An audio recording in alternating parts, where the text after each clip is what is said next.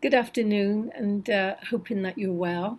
And welcome to another video recording that I'm doing in regards to supporting people at this time where we are in the uncertain waters of, what is being called a pandemic, but at the same time, it's a collective consciousness of coming together. And I think from my last videos, I've mentioned that this was going to happen. So whatever we're going through, we are looking at a mass exodus of souls from our planet and a mass exodus of people that for some is very painful because the personal loss to individuals is very critical in terms of how we emotionally respond to life. And I don't want to focus too much on grief and death because I spoke a lot about that in the last video, but I'd like to focus on life at the moment. And life doesn't have to be perfect to be beautiful. And this is one of my favorite quotes that I like to say. I like to think about life doesn't have to be perfect to be beautiful, and we have choices that we can make. And making choices to be happy or to get caught up in the web, the matrix of fear. It's easy to say, harder to do, but stepping out of that matrix of fear and actually allowing yourself to be embodied in the light of love, in the light of living. And that's what I want to talk about today. I was sent a lovely poem, My Soul Has a Hat. I counted my years and realised that I have less time to live by than I have lived so far. I feel like a child who won a pack of candies. At first he ate them with pleasure, but when he realised that there was little left, he began to taste them intensely. I have no time for endless meetings where the statutes, rules, procedures, and internal regulations are discussed, knowing that nothing will be done. I have no time. I no longer have the patience to stand absorbed people who, despite their chronological age, have not grown up. My time is too short. I want the essence. My spirit is in a hurry. I do not have much candy in the package anymore. I want to live next to humans, very realistic people who know how to laugh at their mistakes, who are not inflated by their own triumphs, and who take responsibility for their actions. In this way, human dignity is defended and we live in truth and honesty. It is the essentials that make life useful. I want to surround myself with people who know how to touch the hearts of those whom hard strokes of life have learned to grow with sweet touches of the soul. Yes, I'm in a hurry. I'm in a hurry to live with the intensity that only maturity can give. I do not intend to waste any of the remaining desserts. I am sure they will be exquisite, much more than those eaten so far. My goal is to reach the end satisfied and at peace with my loved ones and my conscience. We have two lives, and the second begins when you realize you only have one. I can give out the name of that poet later on, but for now, I just loved it. Someone sent it to me, and it just, if you read into those words and the sentiment behind it, I'd like to go on to what I'm reading. I picked this up and down, and I've been listening to some great podcasts, which you can go to if you've got Spotify, or if you can pick up podcasts from Oprah Winfrey and her Super Soul Sundays. And she's interviewed in the past Eckhart Tolle. Now we know Eckhart Tolle from The Power of Now, and also this book, A New Earth, Awakening to Your Life's Purpose. And I just wanted to read, I'm reading a chapter on the pain body, which there's a lot in this chapter, but the collective female pain body. So the collective dimension of the pain body has different strands in it. Tribes, nations, races, all have their own collective pain body, some heavier than others, and most members of that tribe, nation, or race have a share in it to a greater or lesser degree. Almost every woman has her share in the collective female pain body, which tends to become activated particularly just prior to the time of menstruation. At that time, many women become overwhelmed by intense negative emotion. The suppression of the feminine principle, especially over the past 2,000 years, has enabled the ego to gain absolute supremacy in the collective human psyche. Although women have egos, of course, the ego can take root and grow more easily in the male form than in the female. This is because women are less mind identified than men. They are more in touch with the inner body and the intelligence of the organism, where the intuitive faculties originate. The female form is less rigidly encapsulated than the male, has greater openness and sensitivity towards other life forms, and is more attuned to the natural world. If the balance between male and female energies had not been destroyed on our planet, the ego's growth would have been greatly curtailed. We would not have declared war on nature. We would not be so completely alienated from our being. Nobody knows the exact figure because records were not kept, but it seems certain that during a 300-year period, between 3 and 5 million women were tortured and killed by the Holy Inquisition, an institution founded by the Roman Catholic Church to suppress hearsay. This surely ranks together with the Holocaust as one of the darkest chapters in human history. It was enough for a woman to show a love for animals, walk alone in the fields or woods, or gather medicinal plants to be branded a witch, then tortured and burned at the stake. The sacred feminine was declared demonic, and an entire dimension largely disappeared from human experience.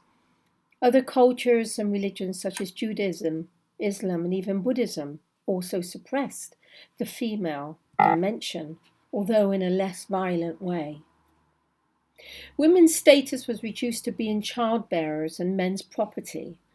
Males who denied the feminine, even within themselves, were now running the world, a world that was totally out of balance. The rest is history, or rather a case history of insanity. Who was responsible for this fear of the feminine that could only be described as acute collective paranoia?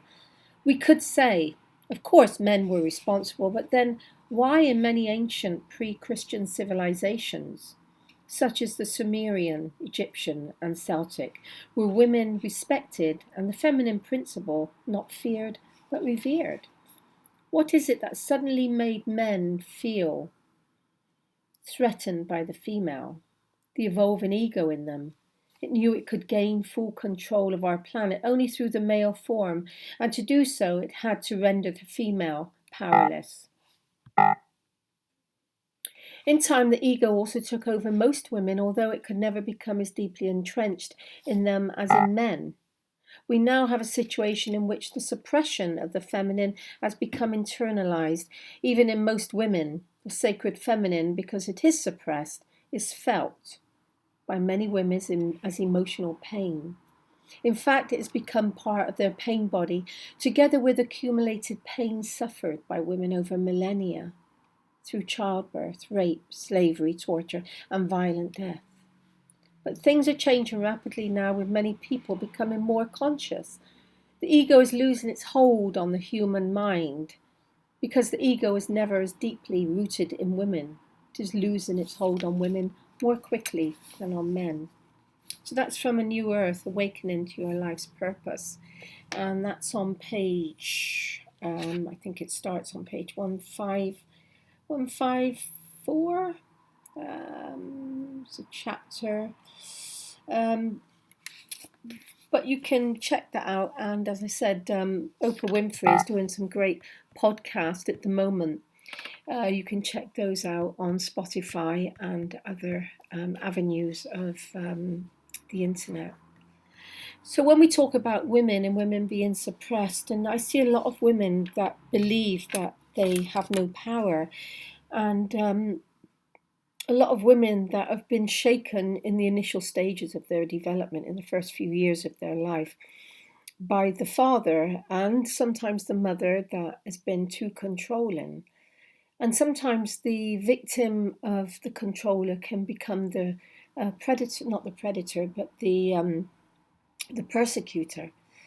So women, we fought long and hard to get to where we are, but that doesn't mean to say that we have to forget where we're coming from and what our journey is about.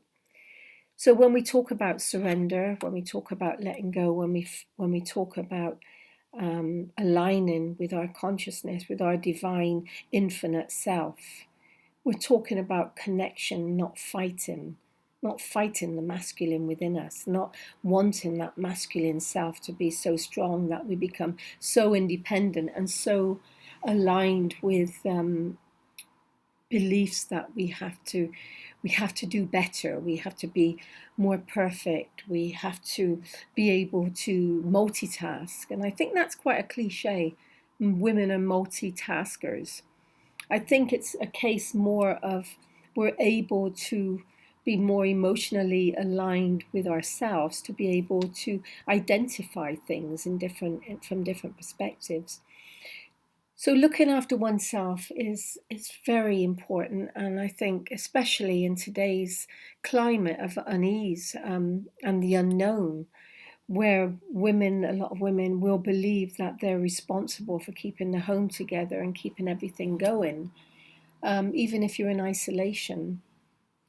You still have to find time for yourself. You still have to find time for that moment of ease where you can separate from yourself and really come back to kind of connecting with who you really are.